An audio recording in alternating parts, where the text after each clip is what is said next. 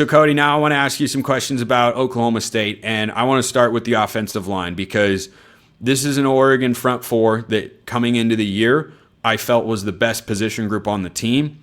They looked like that on Saturday against Montana State. The O-line was great too, but that defensive line led by Mateo Uiagalelei and Amari Washington, who could both be early round NFL draft picks after this season, those are just the top two guys, I think, on this front, but that doesn't count Tatum Tuioti. That doesn't count Bear Alexander. That doesn't count Aiden Breland, Ashton Porter, Terrence Green.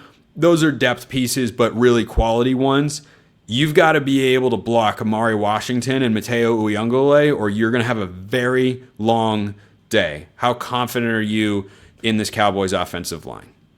I mean, not super confident, but I think we're going to have to do some pretty cute stuff. We're going to have to do some things offensively that are FCS-esque, right? We're going to have to do some double reverse, statue. We talked about this a little bit last time.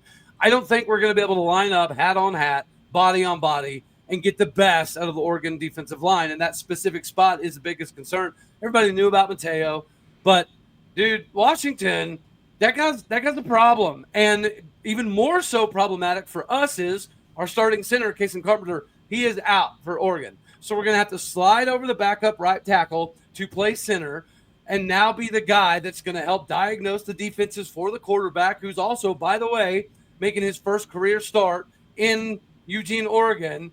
That the offensive line, in conjunction with what Zane is going to have to deal with without having his starter center to help call out the isolations and the blitzes and the stunts and the twists. Yeah, it's going to be hard. It's going to be a difficult task. It's funny, man, that this is where we are because I sent you a message and said, hey, man, you should have me on again. I'm going to backtrack a little bit on some of the braggadociousness of my Cowboys being so good. But you had to hit the sore spot here. Yeah, our O-line they didn't look great against UTM. It wasn't as bad as it looked live. I went back and rewatched the game. We did open holes, but our running back and Zane Flores did not touch them. They kept trying to bounce the ball outside for whatever ungodly reason. And so that gives me a little sliver of hope that the O-line did do their job to some degree. But against a bunch of NFL dudes up front, I think the objective ought to be, can we throw the ball in under 2.2 seconds? That should be the objective here. Get it out of the Zane's hand fast so the D-line doesn't even have a chance to make it a disaster. Yeah, another comment we didn't get to earlier in the show, talking about Mike Gundy and what he said going into this game. He was asked about the environment, and it's going to be, remind me of Oklahoma State starter's name this week.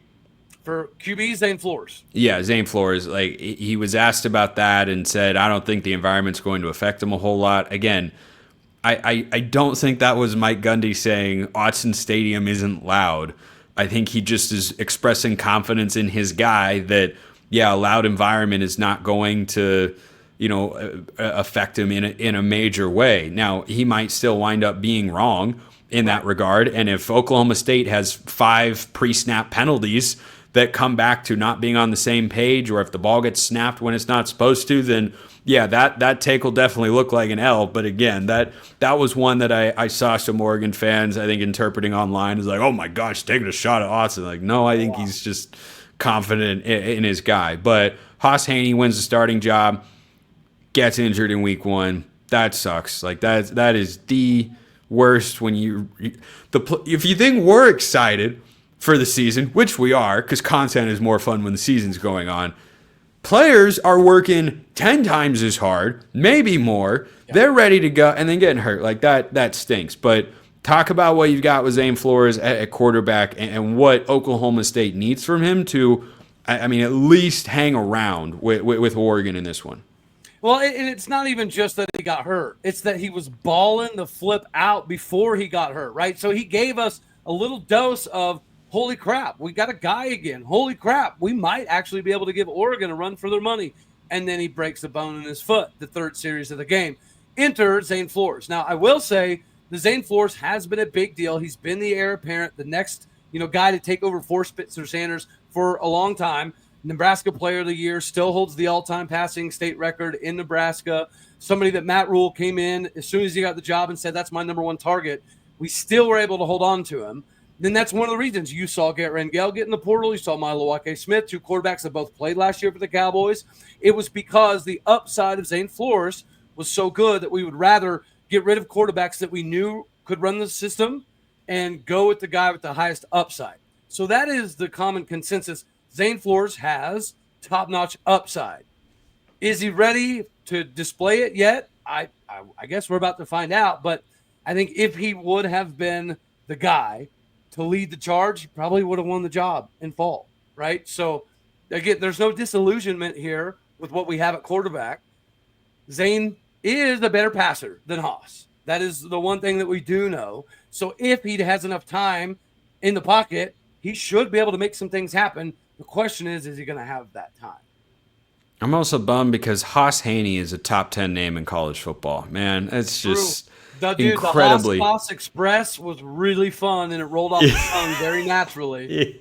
Yeah. That is an unfortunate set of circumstances, to be sure. I'm going to hold off on my prediction until later in the week and entice my Locked On Ducks fans to come back later. Locked On Cowboys fans, you can catch my prediction later in the week on probably Friday's show, Friday's episode of Locked On Ducks, wherever you're listening to this podcast right now. But Cody, you're speaking to the Oregon faithful here. If you would like to let them know what your prediction is here, the line, according to our friends at FanDuel at the time of this recording, is Oregon minus 28.5 big ones.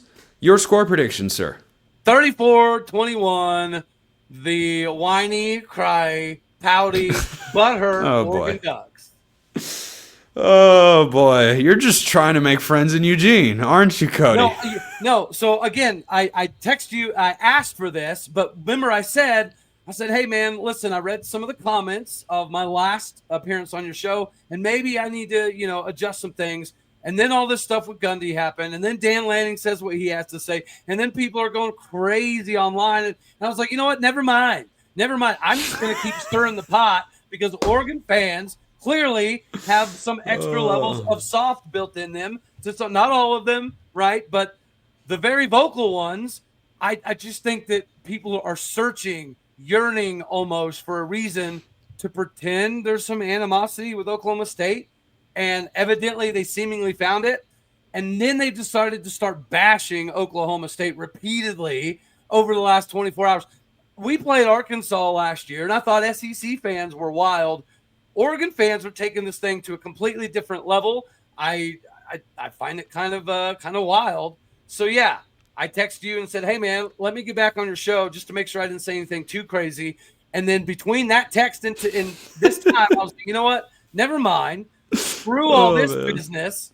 I'm all about it. Oh, man. Just in case you think we're lacking for pettiness at the Locked On Network. Cody Stovall, Locked On Oklahoma State. I'm Spencer McLaughlin, Locked On Ducks. We'll see you next time. And until then, hope you all have a wonderful rest of your day.